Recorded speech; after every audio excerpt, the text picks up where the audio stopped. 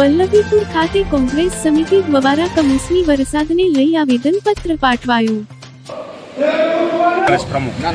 ભગીરથજી, આજે મામલતદારમાં આવેદન દેવા આવ્યા, શું કહેશો?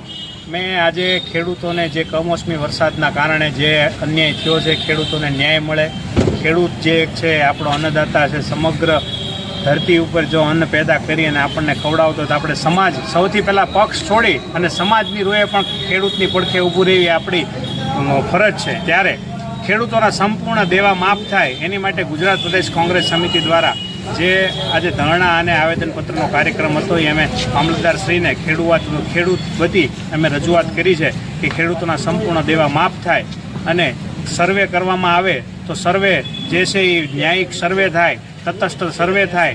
કારણ કે અત્યારે જે વરસાદની જે સિઝન છે એમાં ગાળે 1 કિલોમીટરમાં વરસાદ હોય ને બીજી જગ્યાએ નથી હોતો, તો જે સર્વે છે એ તટસ્થ થાય અને ખેડૂતોને ન્યાય મળે એની માટેની અમારી રજૂઆત। ઓકે।